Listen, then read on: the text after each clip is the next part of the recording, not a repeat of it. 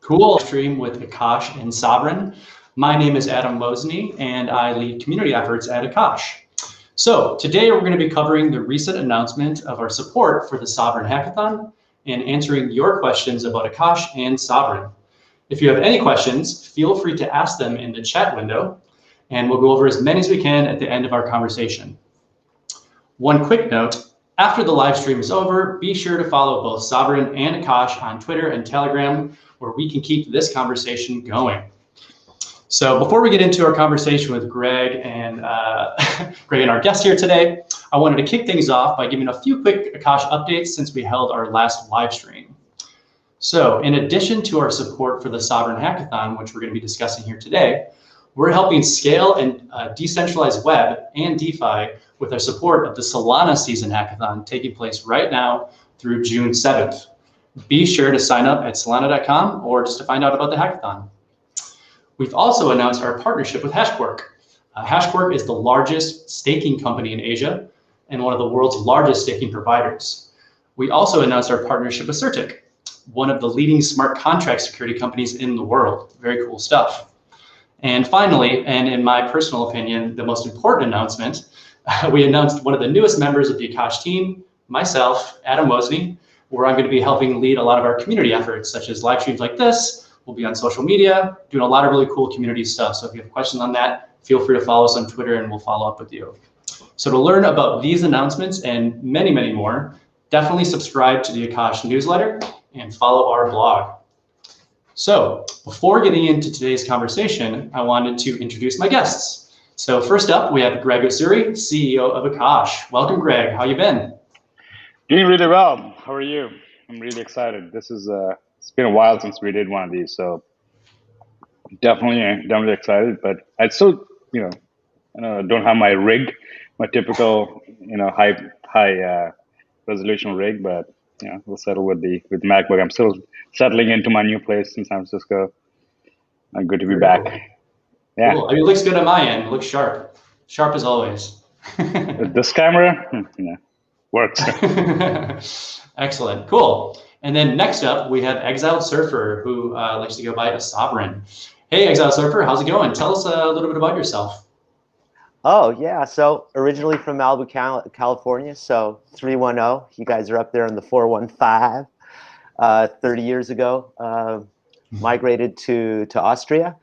Was a digital native my whole life, basically. Went to university to get an email address back in the 80s and grew up through all of that. And I've had the opportunity to meet a lot of interesting people along the way, and here I am in the middle of crypto 30 years later. Yeah, very exciting place to be, right? I can't think of anywhere else really to be. It's really the cutting edge, basically any way that you look at it. Very cool. Yeah, we had a brief conversation yesterday, and your history and your background is really, really cool. So I'm sure we'll get into some of that stuff later today. So appreciate you guys for being on. So thanks for those introductions. We do have a lot to cover today, so I kind of want to jump right into some of the questions for each of you guys. As a reminder, everyone that's listening at home, leave your questions in the comment section. And at the end of this conversation that I have with Greg and Exiledsurfer, we'll get through as many of those as we can. So first up is a question for Greg. I did give a brief kind of introduction or kind of update on what's been happening inside of the Akash network since our last webinar. But I think people at home would definitely like to hear from you and your thoughts about, where's Akash right now and kind of what does the kind of future look like? Sure. So the most important two things I look at every morning, when I wake up. First thing I look at is how many deployments, how many active deployments. Second thing I look at is how difficult it is to deploy on Akash, right? Everything we do contributes to these two numbers because adoption turns out is the only thing that matters. And if you look at adoption, we grew 40% week over week from last week in terms of active deployments. And that's very exciting because that's the growth numbers I was targeting, and we kind of exceeded our growth numbers. And today we have 52 active deployments with a little over 4,000 applications in total deployed on Akash, which is pretty good when you consider this is a first ever product of its kind that requires, behavioral changes and whatnot. So I'm particularly excited about adoption, right? And a second thing, are we supposed to talk about all this stuff that's coming up in a week or two, or like the phases of crypto project and all that, or is that still a So secret? you can sprinkle, but we're going to dive more into that stuff next week. So maybe you can mention it, but don't get too deep. We got to keep some of the secret sauce in until next week.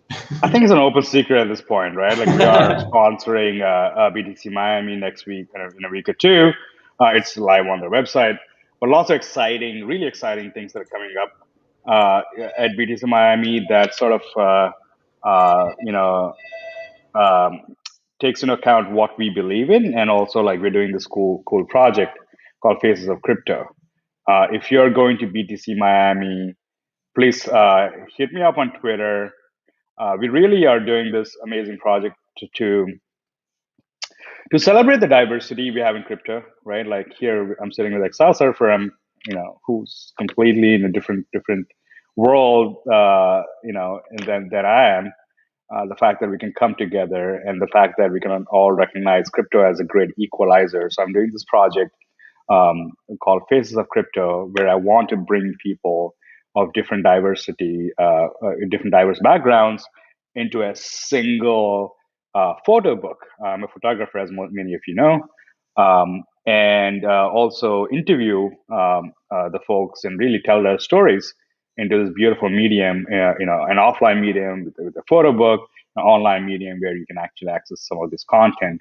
And I'm taking these pictures in a very high quality camera, in a medium format camera called Hasselblad.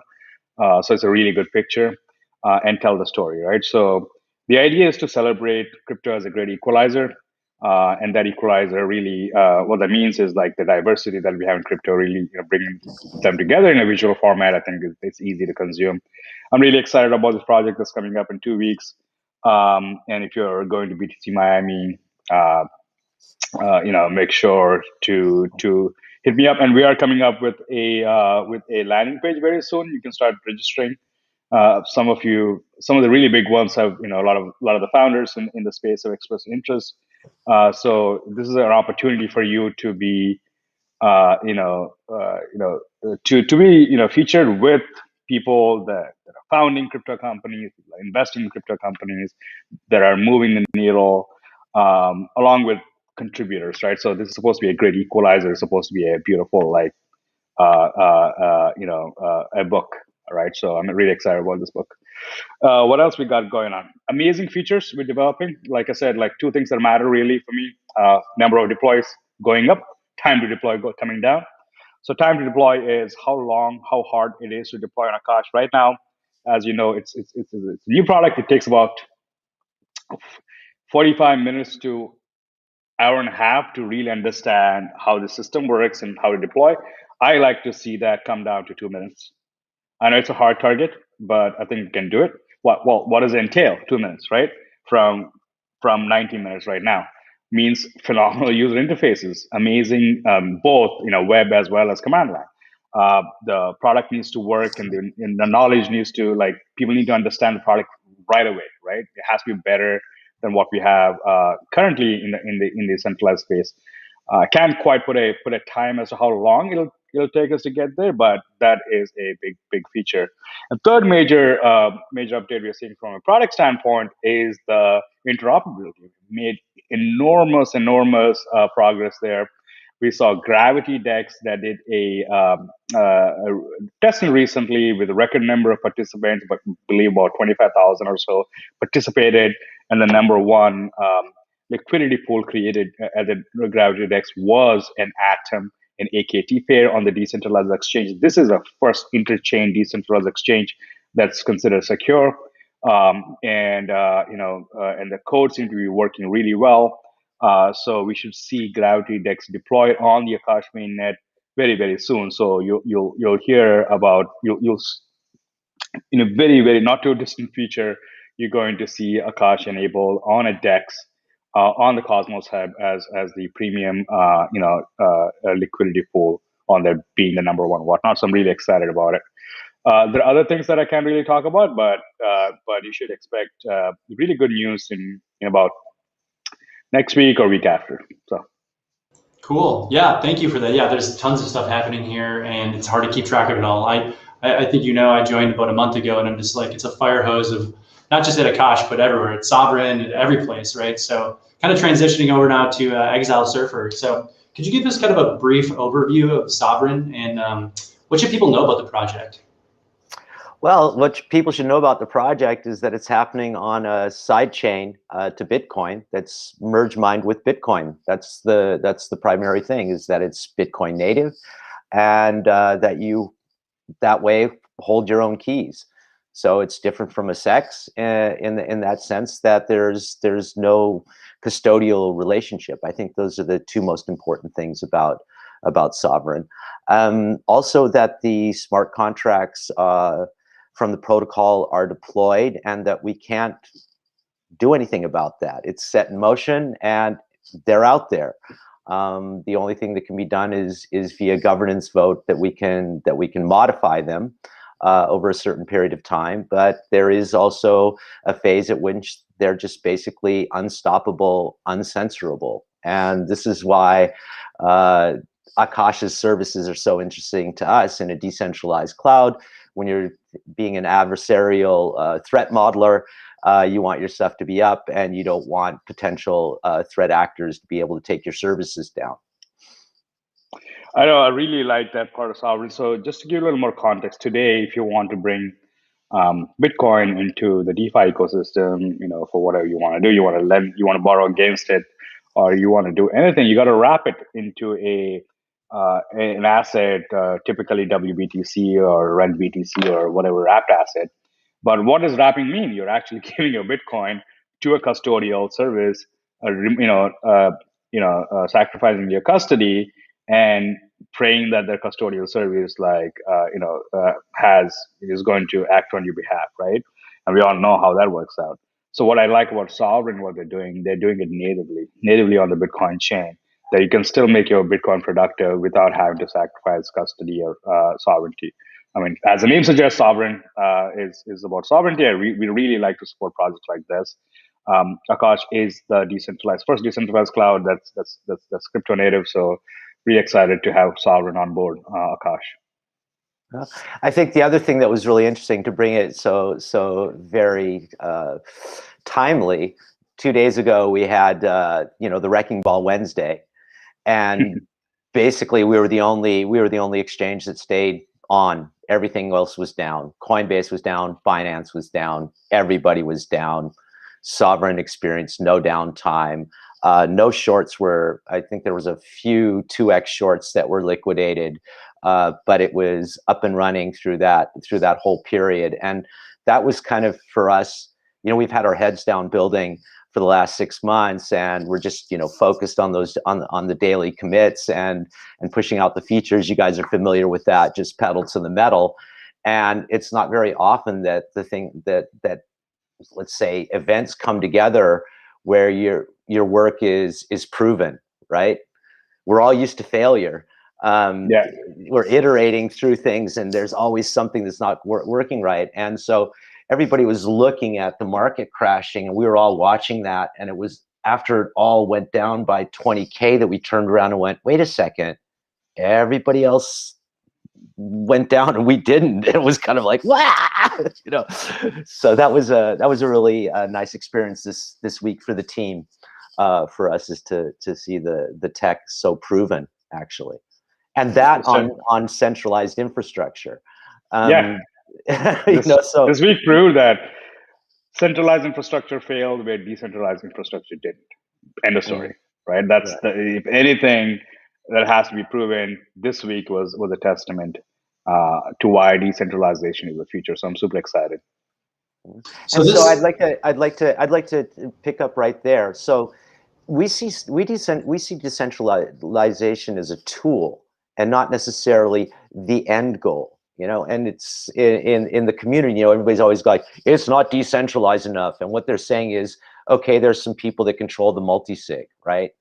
And people forget that there's always Peter Woolley or whoever it is now, since he stepped down after Fake Toshi, you know, threatened him, there's always somebody who's signing the binaries for the Bitcoin release. There's always people that are in control of multi-sig, There's right? always something that's sequential eventually, at least at the CPU level, right? Like CPU threads are not multi, even though it's multi-threaded, it's actually there is a scheduler that is centralized, that's having a lock, and there is a lock always, right? Right. So decentralization, I believe, like you said, it's a paradigm, it's a paradigm shift, and it's an architectural pattern, and it's a pattern. There's nothing called too much decentralization, too less decentralization, right? Everything is decentralized or centralized at some point. Well, I agree. Like, I think it comes down to control. You know, who, if can one party make influence a network, or that's really, I think, comes down to like decentralization. And if the answer is no, then that's a decentralized project.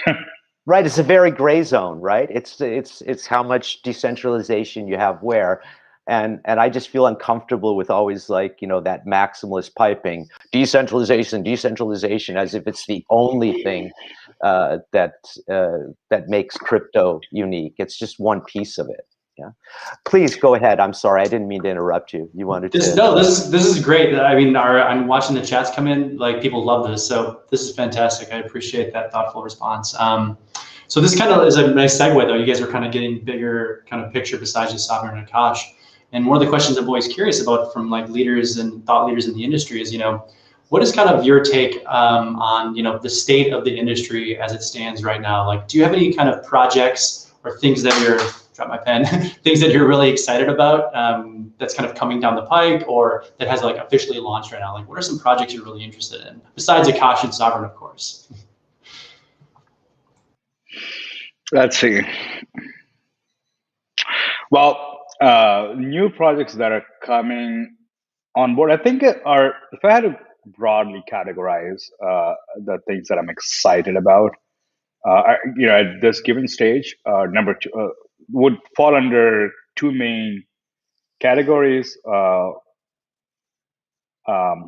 One would be scalability. Scalability can be branched off into interoperability and just performance. And second would be cloud infrastructure, or the DWeb evolution, right? So how are we looking at the cloud today, and how are we sort of like, you know, thinking about decentralizing each sort of like piece, right? Each piece of the puzzle. So in that vein, I think one of the most exciting projects for me in the DWeb decentralization space is Althea. Althea project is a Cosmos ecosystem project. And I love the team because they focus on shipping before they can actually launch a token. There are thousands of these amazing. So, you know, what do you call these antennas deployed? So Althea is trying to decentralize internet access in simplest and dumbest word. But what they have going on is decentralizing 5G itself. So their antennas are 5G capable, and they're exploring ways on how to run the 5G core on a card, so that you can really create like a decentralized a routing network that's running on a decentralized cloud, right? So I love projects like this because, well, number one, Althea is a Cosmos ecosystem project, so they're one of the leaders in interoperability and building the Gravity Ethereum bridge. So they understand interoperability to the core.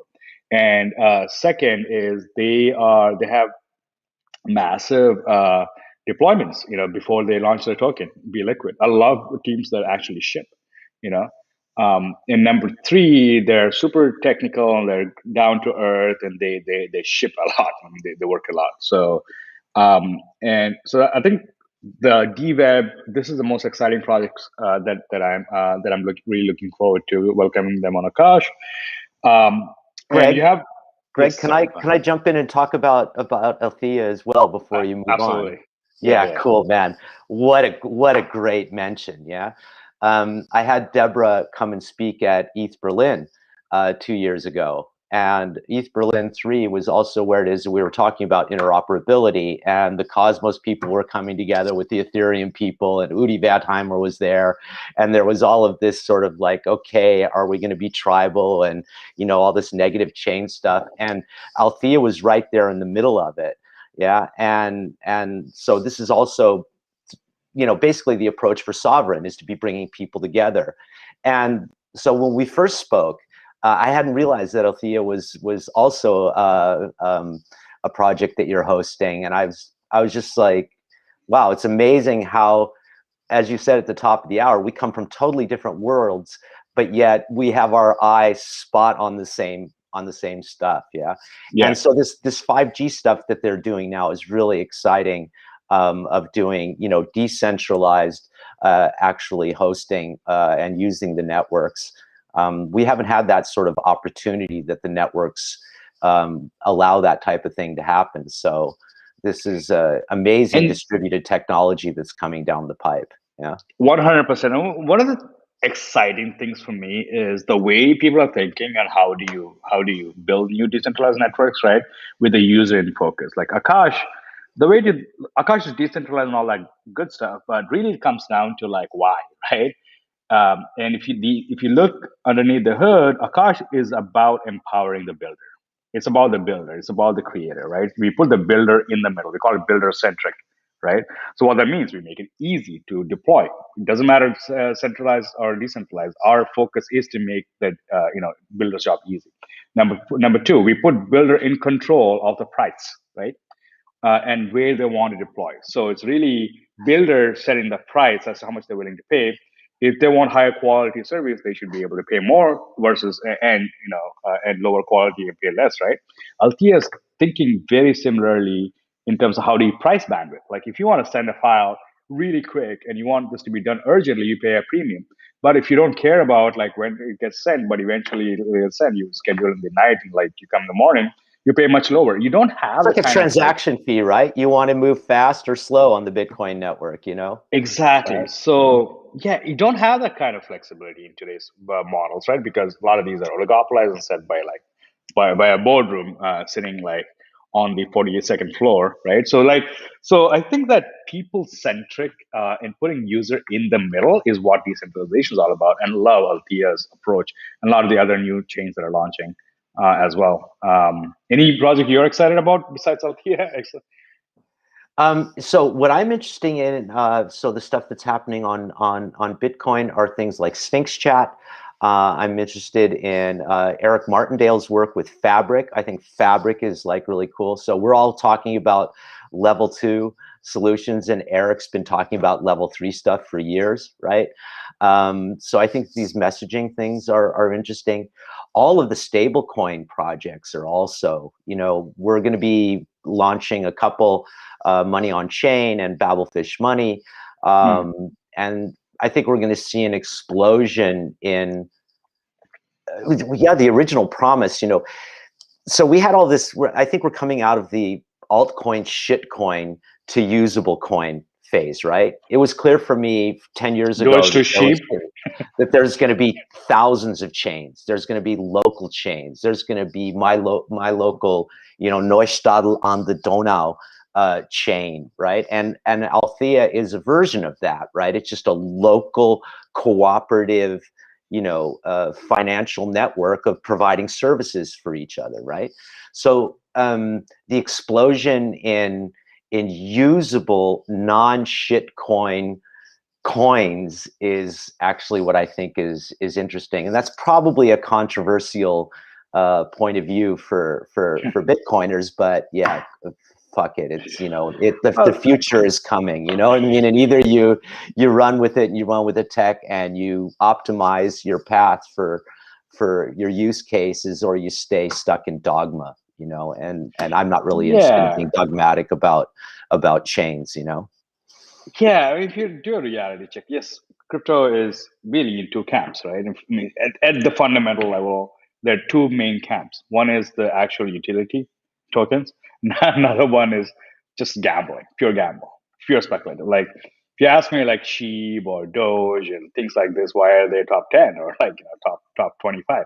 It's just better than a lottery ticket. That's how people are thinking. It's kind of sad. And there's nothing wrong with that. You know, there's nothing wrong with that. So I think that a non-state lottery ticket, is pretty cool. Yeah. I mean, what's wrong with that? If people want to play, they want to have fun, you know, they want to play with memes, they want the money to go up, they're willing to risk and whatever. I have a problem with saying that people shouldn't be able to waste their money. to be honest, you know? Right. I mean, I'm 100%. I'm with you. People can do whatever they want with their money. But the thing I don't like is the outcome and the results of the gamble, giving a casting a dark shadow for the rest of us, right? Like when people think about crypto, and if you lost money on Doge, that's the only thing you're going to think about. Now, maybe that's a good thing. Maybe you losing money on Doge is market telling you or market correcting you on how you should, and it's probably a good thing. I don't right? know. I mean, I think it's pretty hypocritical for any fiat system or any state be casting a dark shadow over anything happening in crypto. I agree. In my point of view, the state and fiat is the dark shadow, and it's a classic case of absolute misdirection to be casting any doubt on what comes out of crypto. Yeah, Amen if you to want that. to talk about rug pulls, right? I mean, let's talk about Bernie Madoff, right? I mean, come on, man. We can't even approach the level of corruption and subterfuge that classical finance and states have perpetrated against people. Yeah. And so, I mean, I don't really care about that side of the argument. What I care about are the peers that I collaborate with and the people that are in this growing parallel economy. Right? I mean, the growth over the last years is just amazing. There's literally a parallel economy, parallel social structures and everything that are existing side by side with the classic narratives that are run by the players that we know who they are. I mean, you know, 12 corporations owning all media across the world. Doesn't really matter which ism you're in, if it's democracy or if it's a cap. It's all the same oligarchic control of information flow and financial surveillance, which is basically securing a monopoly on rent seeking. And so for those people and those systems to cast any shadows of doubt on what it is that we're doing, I find to be just like, you know, one of the biggest, you know, jokes and Orwellian things. I just can't even take it seriously. Yeah. I hear you.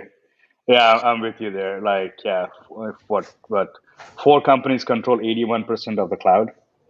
Like, and this is not like if you look at any industry, oligopolization is um, is an issue that most people don't really talk about, like telecom, right? I mean, telcos are 21 companies literally control almost 100% of telco, of all your So when I was a comp. teenager, right, they broke up AT&T and made the baby bells, right? And my inheritance that I got from my parents, you know, the piece of it that it was, is because my mother held baby bells. But we went through this 40 years ago, right? We went through all of this monopoly stuff 40 years ago. We broke up the means of communication, and we're back in the same space later, you know? So the way I see this is a cycle. It's a perpetual cycle. And what decentralization, or the tools and the consensus rule sets that we're building and using in crypto are about, is about optimizing for being able to exclude bad players and bad actors. Yeah. Yep. That's the most interesting aspect of it, I think. The great equalizer. Yeah. So this conversation is great. I feel like we should just do another one of these where you guys just kind of deep dive into the crypto space, like how we got here, where we're going. Like, this is fantastic stuff, guys. The chat comments are just like, thank you, this is amazing. They were talking about Doge, and it was kind of like their entry point into the crypto space, and now they're here, like learning about more about crypto. So this is great stuff, guys. I really appreciate it. But I do want to transition to the hackathon, because I know folks that are joining are definitely interested in the hackathon that Sovryn's putting on. So this one's really for Greg. Could you walk us through kind of what you're hoping comes out of this hackathon, and kind of how you guys came up with the idea? Or not Greg. Sorry, not Greg. I mean, Exiledsurfer. Apologies. That's cool. Well, you know, I mean, Greg and I have so much in common, again, from different worlds. You guys did Angel Hack, and I've been doing hackathons, you know, from the classic, you know, cypherpunk side, being part of CCC in Berlin, grounding the first hackerspace, being one of the people that started the first hackerspace in Vienna, being involved with Anonymous, WikiLeaks, and, you know, Aaron Swartz, and all of these different, you know, well-known personalities. I've been doing hackathons on that side for years. The first one in crypto was Bitcoin 2014, when I worked at the Bitcoin Foundation. And then when all of the maximalism and chain war stuff was going on and Ethereum popped up, all of the developer interest shifted over to Ethereum. all the people that interested me and the people that were, looking to do something different were in Ethereum. And so I kind of drifted in that direction, was working for Status.im, the messenger wallet browser client that came out of the 2017 ICO craze on Ethereum, was working with them. We did Hackathon during DevCon 4, and then, working together with the Ethereum Foundation and Gitcoin people and all that stuff is what I've been doing for the last years. And now here it is, Sovryn, right? And so the main reason that we decided to do the hackathon is that try and find a Solidity dev or a UI UX guy blockchain that's not working. I know tons of people, right? And everybody's like, nope, sorry, no time. Oh, I'm doing 7 projects, right? Gitcoin just spun out from Consensus, right? Amazing team. Kevin Waukee, those guys build, they ship, they optimize. They've got 97,000 developers on the platform. Amazing community resource for you to be involved with people, chat communications, webinars, incredible profile in the Ethereum world. And so since we're bridging Bitcoin to or Sovryn to Ethereum this month, what's the way to achieve sort of recognition and bring both of those tribal sets together? And I just thought, okay, yeah, hackathon, right? Get dev talent, find projects, and then carry them through. It's just a well-established process, just like you guys have done with Angel Hack, right? Yeah, I mean, if you think about it, the reason we started Angel Hack was I grew up in India. I don't know how many people know that, but in India, growing up, India happens to be the largest country with engineers, and I think the reason for that is because we have a very collaborative culture. Since I was young, I learned how to code without a computer. You're still young, Greg, man. Don't talk to me about when I was young. well, I was younger. I started programming at 12, like seriously about like 13, 12, like C++ kind of thing. I didn't have internet back then, right? This is 94 in India, rural India. So I learned how to code using books. And I didn't even have a computer. So listen, I learned BASIC in a 3-ring binder, okay? At my Tandy computer there you from go. Radio Shack, and it was a 3-ring binder of paper sheets to learn BASIC, so. I mean, yeah, people don't talk about how actually, like, because I learned in a book, that's why I think my fundamentals are strong. Because at the end of the day, it's the first principles, like programming, right? Like, so, yeah, I think like because there's no distractions, books are really good for learning things. Turns out. Anyway, so but when I was in trouble, when I had to, when I was stuck on things, I used to ask my friends, people older than me, and we all had this like mini like coding events, all surrounding around a computer, because computer time was something that you had to share, and that sharing of computer time became a collaborative event where you can all come with your questions. It's sort of like a beautiful computer club, right? And there was this purity in programming back then. And that was a basis for Angel Hack. I was like, well, when I came to the States, like, 20 years ago, I was looking at how people are super like into themselves. People are super closed out. And I saw these hackathons, which kind of represented that sort of that like underground collaborative, no bullshit culture kind of thing. Inclusive culture. Very inclusive culture. That's the right word. It doesn't matter what your gender is. It doesn't matter what your race is. It doesn't matter what your nationality is. The only thing that is relevant is your curiosity and your desire to learn, right? And very that culture that comes out of hacker spaces and LAN parties, or even raid guilding in gaming, is this sort of like, who and what you are is not relevant. What you do and what you think is, and that 100%. Is, I think, the major enabling factor that the internet has brought in, in this disintermediation of information. Yeah, that you can access any knowledge or anybody online, and those things that what come together, and then you bring it back together into the meat space, so to speak, right? Where you're like there and having that social aspect. I think that's incredibly important for learning. Big space to meet space. Yeah. Very well. I hope we got that on camera. That's well put. Yeah, so I love the hackathons because I really got introduced to hackathons in a hacker space because it was very underground concept back then. Founded Angel Hack to make them mainstream.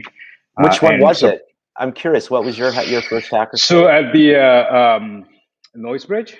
Yeah, man, of course. Well, that's where my mates are from, man. You know, Jacob Applebaum, Mitch, you know, all of those guys. I heard that actually Noise Bridge was closing down a year ago and they don't have the space anymore. Sad. It's really sad. Right. I mean, yeah, so we were Metal Lab in Vienna, man. You guys awesome. were like the first two, you know, like really early spaces, man, that were actually exchanging stuff with each other. Amazing that we haven't met, man. I know. I mean, Noise Bridge used to be like, this is like, yeah. I really, if they're closing down, I probably should buy the space. You know, it's not a bad idea. Cool. Yeah. So I love hackathons, and of course, I mean, happy to. Sovryn was obviously an amazing project for us. We thought we can throw our support, and it was very organic. And you know, how we got together was you know, one of our community members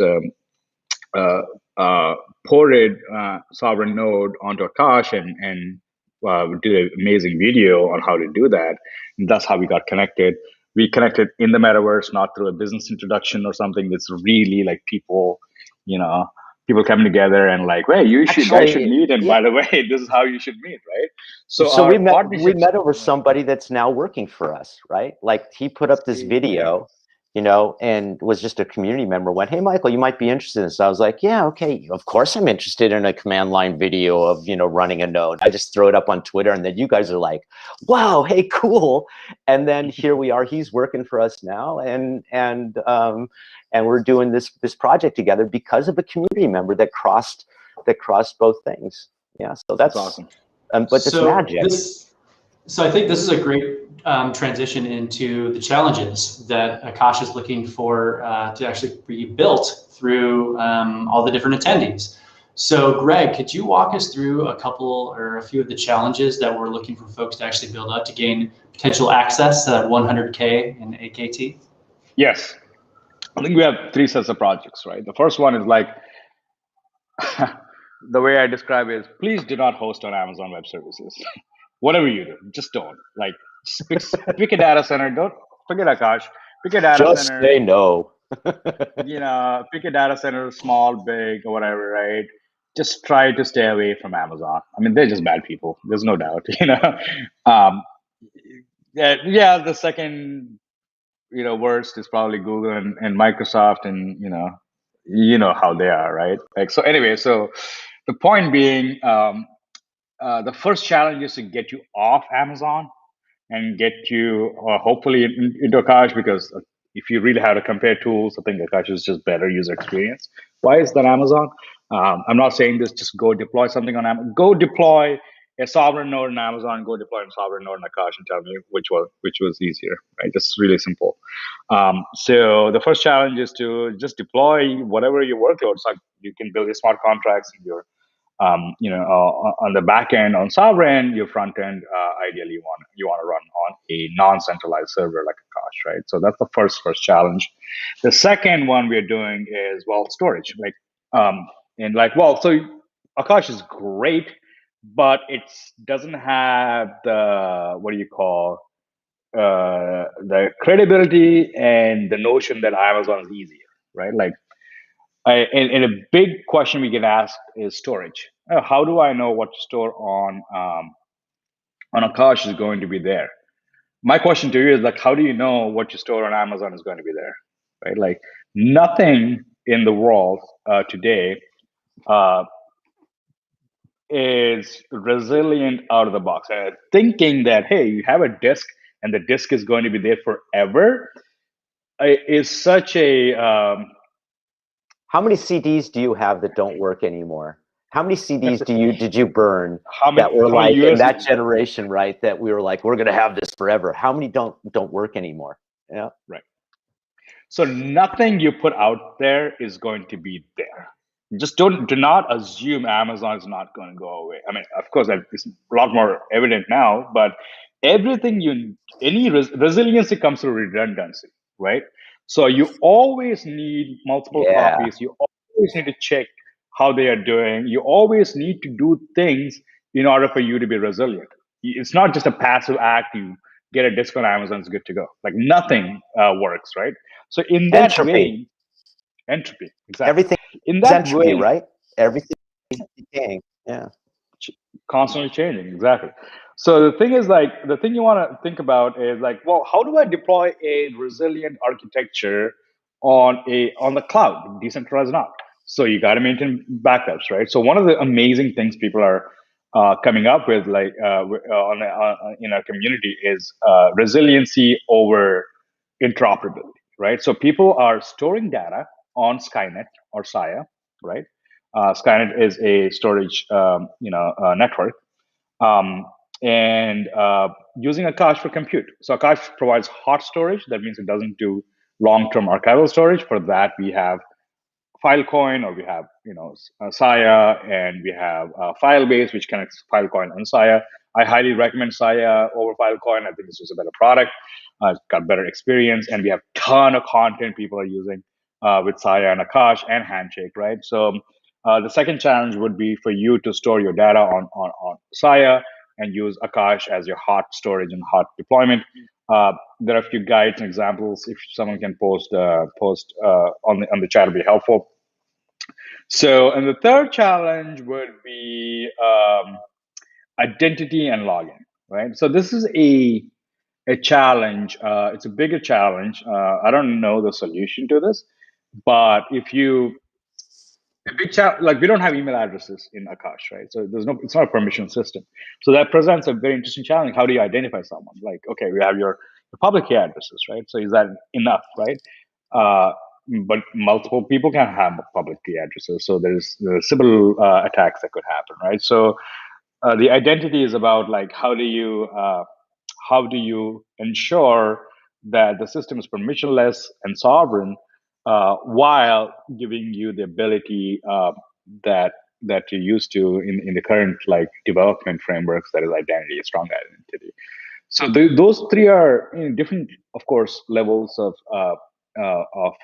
difficulty. The first and easy one is just deploy anything on Akash. If you're deploying for your projects, if you're using Sovryn, use Akash as a front end or back end, whatever you want to use it, and use Sovryn smart contracts and the functionality on Sovryn. The second is storage. Work with a provider, Filecoin, Saya, RV, whatever, pick one. Use storage on storage networks and compute on Akash. Maybe throw in a handshake there if you want bonus points. And third is really build an identity and an authentication framework on Akash. So there you have it. Perfect. Awesome. Thank you for that. So I did have a few more questions that I was going to ask, but there's a bunch of great questions coming in from the attendees right now. So I think I'm going to fast forward to some of those. We're going to try to get through as many as we can. If you do have additional questions, feel free to ask them in the comments section. Or always, as I mentioned earlier, follow us on Telegram or Twitter, and we'll try to continue the conversations there. And maybe we'll try to answer a few of the questions we couldn't get to in this call via Twitter or Telegram or something like that. So first up, a lot of these are Akash focused, but feel free to jump in, Exiledsurfer, if you know some of the answers to these. But first up is one from Aaron, and I'm not even going to say his last name because I'm terrible at last names. My name is Aaron, so thank you, Aaron, for asking this question. Will Akash have liquidity on the Gravity DEX? Was hoping to use that instead of the current exchange offerings. Yes, Akash will be one of the first tokens, or at least the biggest token on Gravity DEX when they launch. So there is a lot of emphasis on making sure there's enough liquidity, but not only by Akash teams, but several other teams that are involved in Gravity DEX. That includes tournament teams, that includes ICF teams, that includes the entire Cosmos ecosystem to be So us being the first token gives us a lot of advantage, in terms of attracting liquidity. So yes, we are going to provide liquidity ourselves to bootstrap liquidity, but we're seeing enormous interest from other networks and other companies that are going to that have a vested interest in making sure Gravity DEX is a success. So you're going to see quite a bit of liquidity. Excellent, cool. And this is definitely another Akash question, I'm assuming. So this one comes from, and I can pronounce his last name, Rodney Elkins. So thank you, Rodney, for asking this one in the chat. Will it be simple to plug and play for people who are not knowledgeable of IT and code? I think what they're asking is, if you don't know how to code, can you deploy on Akash longer term? Is that something that's kind of being built out, or? Well, in the current medium term, no. You need to code. I mean, if you're not coding, why are you using Akash, right? So on the longer term, do we have a no code, low code type of scenario? Absolutely. I think no code is a revolution that is sort of like getting steam in people that don't have a technical or engineering background, and they could get these Lego bricks and like do that like online. It's been a dream of programmers for as long as I can remember. So yes, are we going to have that in the future? That's the idea. I have some interesting projects that I personally invested in that are not in crypto, about really looking at the permissionless model behind Akash and the programmable and the composability Akash gives you to create a low code and no code type of products, which I'm really excited about. So I think that's really what Akash is built for. Akash is for lack of a better word, like a little lower system. It brings amazing, powerful primitives for you to build platforms on top of that will enhance user experience, then enhance time to deploy. As I started my call, our goal is to reduce time to deploy from 90 minutes to 2 minutes. So if you're looking at that you're not going to code in 2 minutes, right? So you should be able to like pick a recipe like, oh, I don't know, I want a WordPress with fully redundant storage, spread across 10 different data centers. Click, and this is how much I'm willing to pay. Absolutely, that's going to happen very soon. Cool, excellent. Yeah, that's things that we get seen asked a lot in the Telegram channel, so it's good to hear that. Cool. So next up, we have a question from Matt Anderson. Are there any deployments on Akash right now that you're most excited about, or any upcoming that you can share with us? That I'm most excited about. So the most exciting deployments people are running are like I would say the redundancy over resiliency, right? Like, so, I'm sorry, redundancy, take back, resiliency with redundancy, right? Like, so there are amazing applications people are running in production on Akash, from like block explorers to like wallets, someone did this like recently. There's so many of these things that happen every day, so I'm like trying to keep up. So I think this week someone put a Python API with a Postgres cluster that has a hot failover. And I thought that was really amazing because that touches so many different points, and that uses Saya for storage and Handshake for storage, Handshake for DNS, right? So I love to see these type of like interoperability, kind of like early stage interoperability, still user enforced interoperability, not system provided. But people are coming up with solutions, right, to overcome the limitations using other networks. I think if you had to put a broad category of things that I'm really excited about, that would be a number one. Like, I want to see interoperability. Like Exiledsurfer here mentioned that yes, it is a sea of sovereign networks that should come together and be composable together without having to share a single state. Because like Ethereum is great, but what I don't like about Ethereum is it doesn't have sovereignty, right? Like, it sort of like gives the same security model for everything that you do. It could be a silly GIF, that costs, I don't know, less than $1, and you pay $1,000 to acquire that GIF, versus securing like $100 billion DeFi thing. They all have the same security. They all have the same security budget. Hence, you pay same gas fee, which is stupid, right? So where sovereign Bitcoin like Akash, and where we look at it is sovereignty in a blockchain. I think that's very, very important.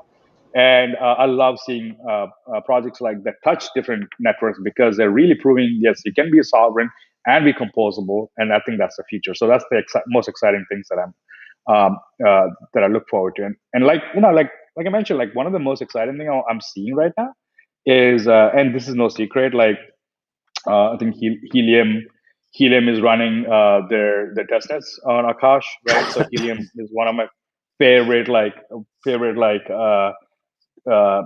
networks that I got early involvement, and I'm seeing a beautiful like testnet nodes, eventually mainnet nodes running on Akash.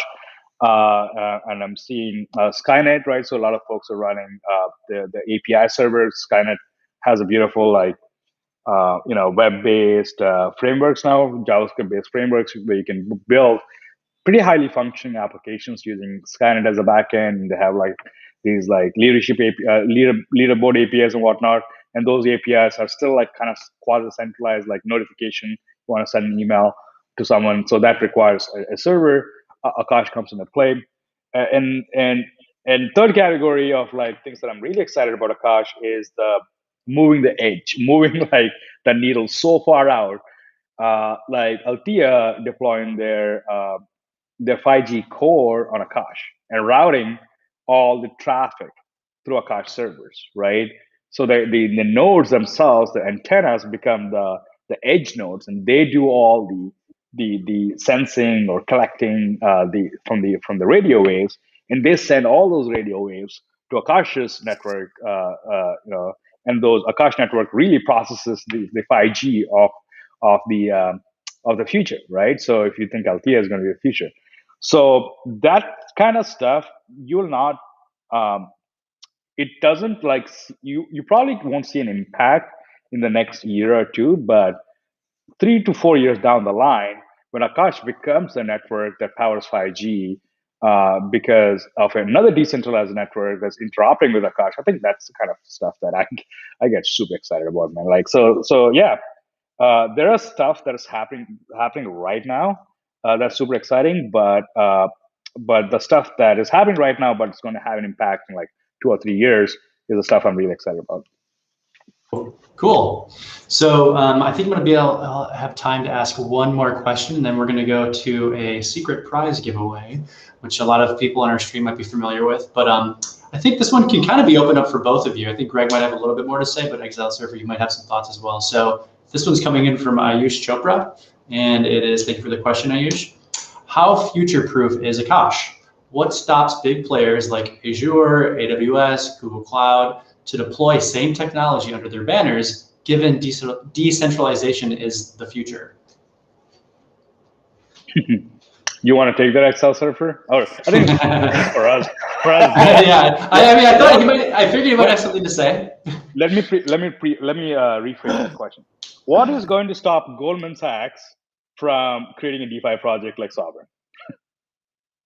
Yeah, I mean, what's gonna stop Goldman Sachs from buying Coinbase? Yeah, or from Coinbase buying Goldman Sachs? I mean, we're in a constantly evolving threat market. I think the most interesting thing about being a hacker or being a computer guy, right, in IT, is it's a cat and mouse game. It's always like, I'm doing this, you're doing that, and everybody's looking, and everybody's chasing the same girl. You know, they're all like, I'm going to get that girl, right? It's competition. Yeah. The threat though is monopoly or legislative capture and getting a monopoly to be able to provide those services. We're exiting that 20th century paradigm.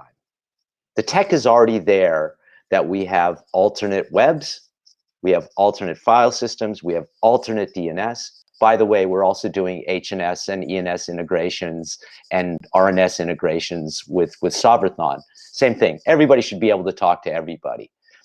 I think questions like, what's to stop them from doing that?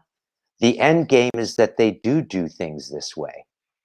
That's what people forget. The end game is that this is the way that states and legacy institutions do things. Interoperable, transparent, public ledgers where everybody who's on the network participates in how the network works. I can't think of a better end game than if AWS did what Akash does. because the only way to do it is the way that Akash does. It wouldn't be AWS, it would be Akash, so to say, right? Exactly. Yeah. Huh? I mean, if AWS does what Akash does, we won. Exactly. We won, right? I mean, that's the point. So Akash is not a company; it's a network. It's a network of network where the owners operate and use the network, right? Like, so it's an owner-owned, operated network, right? So,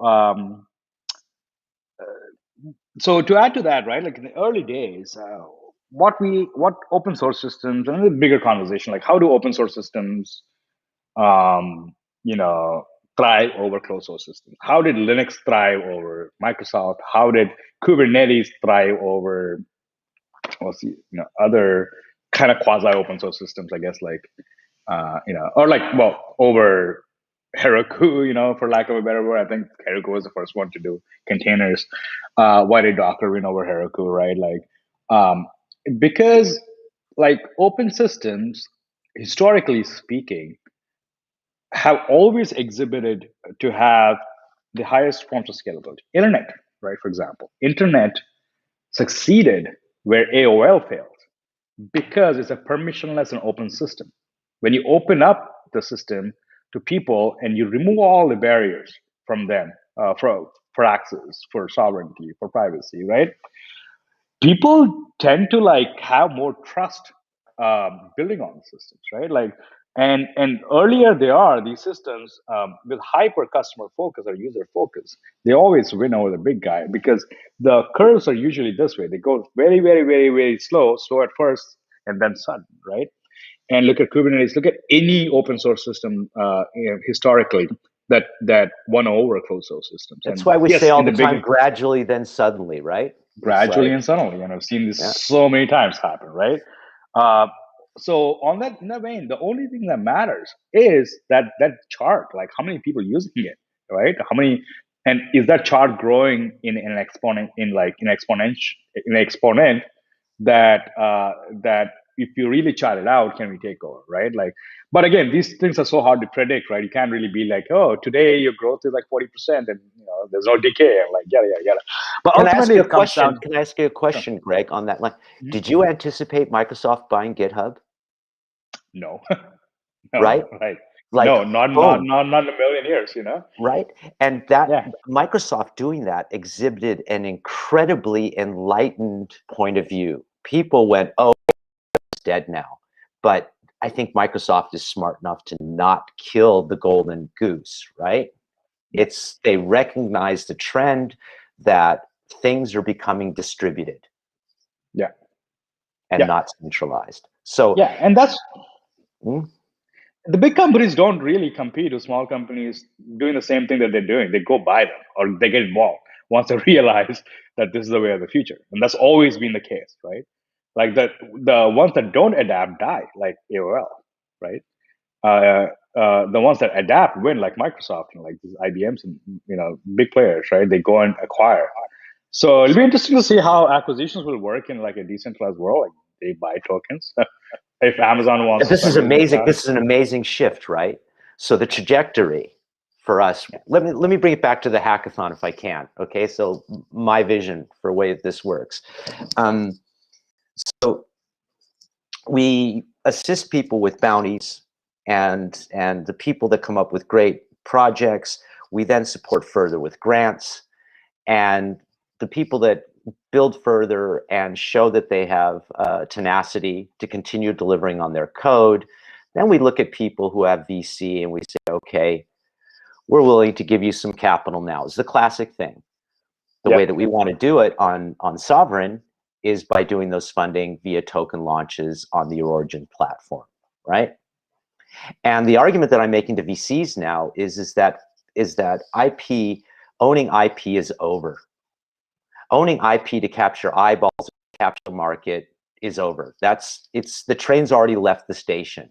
What you want is you want to have access to the revenue stream. And to have access to the revenue stream in the 21st century, you need to let the smallholder have a piece of the pie. And when you let a smallholder have a piece of the pie, the IP is irrelevant. It's the whole thing that cryptography is based on is the open secret. Everybody knows what's going on, so everybody has a level playing field, right? So the hackathon moves forward into grants and further support, and then eventually into token launches, where we do fair launches, where there's caps on, and there's vesting schedules, all of the things that have happened on the stock market in the past. We're democratizing that in crypto. Yeah, and this is what's an interesting shift when you say mergers and acquisitions.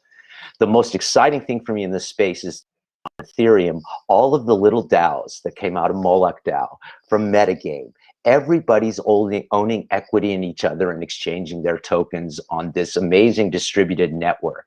And when we bring all of these chains together, when we bring Matic, when we bring Cosmos, when we bring Ethereum, when we bring Eamon's Avalanche, I mean, all of them that have their own security guarantees, their own USPs for why it is that you want to use them. When we bring those all together, we're all holding equity in each other, and we're all participating in each other's success, and we're all raising everybody's boats, right? This is a complete paradigm shift from the way it is that capitalism worked in the last century. And this is why I'm not so concerned about the threat modeling, because I just see a dying system around me. And I see living, evolving systems that, because of permissionlessness, have a rate of development and evolution that is just like skyrocketing. Yeah. And so I don't want to say we've already won, but I do believe that efficiency, and you as an engineer will definitely understand what I'm saying, efficiency always wins. It's just a question of time, right? And this is what's interesting to me about crypto. Not a Lambo, yeah. Not number go up. It's a civilizational question for me, right? It's how do we organize and democratize the allocation of resources in a way that we can all get along and have, less conflict, to be honest, right? Because we're all struggling after the same resources. Consensus systems are a way to distribute resources more effectively. Yeah. So let me speak for everyone on behalf of the chat. I think you guys should get together and write a book, because I think it'd be one of the most popular books in crypto. Like I've been in crypto for a couple of years now, and this conversation has been fantastic. Everyone in the chat is like exploding with excitement for this. So thank you guys so much for this. And I'm going to, sadly, I'm going to have to move on to our next part of today's live stream, and then we can wrap things up. So in previous live streams that folks have attended, you've seen that we're actually giving away prizes. We're doing that same thing, and we're using some of the names from our previous live stream in this one. So if someone can pull up this wheel of names, that's the exciting, there it is, the wheel of names. Everyone might be familiar with this. So we're going to be giving away 3 things today. The first 2 winners are going to get a tablet, a Cabo tablet, and then the final winner will get a Ledger Nano X. So let's spin the wheel and see what happens here. Very exciting stuff. All right, first winner is, oh, Julia, so close. Looks like Faldian. Faldian, if you're out there in the live stream still, congratulations. We're going to follow up with you, and we're going to let you know about your tablet. So we'll remove him, and we'll do one more. One more tablet's on the line. And the winner is Mr. or Mrs. Lee. Congratulations on your tablet. We will be following up with you at the end of this live stream or in a few days with how we'll get in touch with you. And finally, for the Ledger Nano X, let's see who the big winner is. Lots of excitement in the comments. Is it going to be Wilson or Wilson? Wilson Louis, congratulations on your Ledger Nano X. I have one, they're the best. Cool, so with that, I'm going to wrap up today's live stream. I want to thank Greg and Exiledsurfer for their time. It was fantastic listening to you guys. I want to give a special thanks to all of our attendees for joining. We went a little bit over, so thank you for sticking by us. Greg and Exiledsurfer, how can folks get a hold of you online? I am very active on Twitter. My Twitter handle is Greg Osuri. That's the best way to get in touch with me. Perfect. Same for, I'm Exiledsurfer everywhere I look. Twitter.com. Perfect. It's Cool. pretty Thank easy. you, guys. No brainer. Thanks for that. So as a reminder, the Sovryn Hackathon with 100K AKT on the line is taking place June 4th through July 18th. You can learn more and sign up at sovryn.sovryn.app. You can see it right beneath me right there. Lastly, if you'd like to keep this conversation going, please join Akash and Sovryn's Twitter or Telegram channels. But with that, I want to thank you all for joining. Big shout out and thanks to Greg and Exiledsurfer. But we will plan on seeing you at the next one. See you guys later. Thanks, man. Thank you so much.